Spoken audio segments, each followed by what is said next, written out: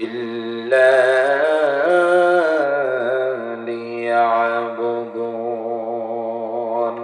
জবান খুলে পড়েন আল্লাহু আকবার। আল্লাহ তাআলা নাকি বলতেছেন রে গোলাম, ওয়ামা খালাকতুল জিন্না ওয়াল ইনসা, ও গোলাম আমি তোমাকে অন্য কোনো কারণে অন্য কোনো উদ্দেশ্যে আমি আল্লাহ সৃষ্টি করি নাই। আমি আল্লাহ সৃষ্টি করছি শুধুমাত্র কেবলমাত্র আমার গোলামি করার জন্য। এখন ভাইরা আমার, বন্ধুরা আমার, একটু উচ্চ কণ্ঠে বলবেন, আমরা কি রবের গোলামি করতে পারি? কথা কন না কেন? অল্প অল্প করি, যতটুকু দরকার আমরা ততটুকু করি না। কথা কন ঠিক কিনা? আরেকটু ক্লিয়ার করে আপনাকে বুঝাই, এই পৃথিবীতে যে যাকে ভালোবাসে তাকে একটু কষ্ট কম দেয়। কথা বলেন ঠিক কিনা? বিয়ে শাদী আমরা যারা করছি, স্ত্রীর সঙ্গে মহাব্বত যদি থাকে দেখবেন তাইলে স্ত্রীর কষ্ট হয় এমন কাজ স্বামী করে না, ঠিক না? আর যদি স্ত্রীর সঙ্গে মহাব্বত ভালোবাসা না থাকে তাহলে দিন দিন ঝগড়া লেগেই থাকে, ঠিক না? আর যে মহাব্বত ভালো থাকে, বাজারের মাছের দোকানদার যদি বলে নেন রাত্রবেলা 3 কেজি মাছ নিয়ে যান, বেটা বলবে যে না, এত রাত্রে আমার স্ত্রী মাছ কাটতে পারবে না, দরকার নেই, আগামীকালকে দিনের বেলায় নেই। আর যে ঝগড়া থাকে তাহলে কি বলবে যে 2 কেজি পুঁটি মাছ দিয়ে দাও। কথা কান না, 2 কেজি পুঁটি মাছ দিয়ে দাও, যাতে সারা রাত পার হয়। কারণ কি? সম্পর্ক নাই। যদি সম্পর্ক ভালো থাকলে ওই স্বামী কখনো রাত্রেবেলা পুঁটি মাছ কিনে আনবে?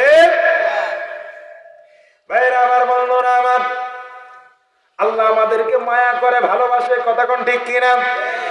এই জন্য বালেগ হওয়ার আগ পর্যন্ত আল্লাহ পাক আপনার কোনো গুনাহ লেখে না। মনে রাখেন, ধরেন আপনি 60 বছর যদি আপনি হায়াত পান, বালেগ হওয়ার আগ পর্যন্ত আপনার গুনাহ মাফ। সুবহানাল্লাহ পড়বেন না?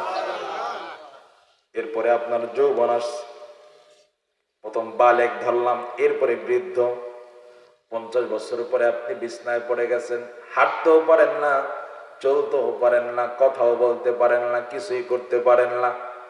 আল্লাহ পাক ফেরেশতাদেরকে ডাক দিয়ে বলে, দেখ এই গোলাম যৌবন বয়সে কি কি কাজ করছে। যৌবনে যদি জোহর পড়ে তাইলে বৃদ্ধ বয়সে জোহরের নামাজের সওয়াব দাও।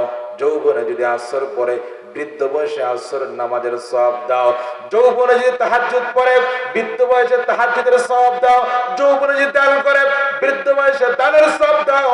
বান্দা যৌবনে যা করছে এখন বৃদ্ধ অবস্থায় বিছনায় পড়ে গেছে, করতে পারে না, শুধু যৌবনে করার কারণে বৃদ্ধ অবস্থায় তার সওয়াব তোমরা লিখতেই থাকো। সুবহানাল্লাহ। তাইলে বালেগ হওয়ার আগ পর্যন্ত অটোমেটিক মাপ। বালেগ হওয়ার পরে বৃদ্ধ অবস্থায়, অসুস্থ অবস্থায় করতে পারেন না, ওইটা আল্লাহ মাপ। এখন আসেন যৌবন অবস্থায়, শক্তি যখন আছে, আপনার সুযোগ যখন আছে, তখন আপনি আল্লাহর গোলামি করছেন কিনা দেখা যাবে। আমরা যৌবন আসার পরে নামাজ কখনো পড়ছি, কখনো পড়ি নাই। কথা বল না কেন? রোজা কখনো রাখছি, কখনো রাখি নাই। মিথ্যা কথা বলছি, অন্যায় অবিচার করেছি, জুলুম করেছি, অত্যাচার করেছি, বান্দার হক আমরা যা নষ্ট করেছি। ও মুসলমান ভাইরা রে আমার, এই যে যৌবনের মধ্যে আমরা গুনাহ করছি, আল্লাহ রাব্বুল আলামিন আপনার জন্য আমার জন্য স্পেশাল একটা সুযোগ দিয়েছেন। বান্দা ফজরের নামাজ পড়ছে, নামাজের পরে এরপরে লম্বা একটা সময় বাকি আছে।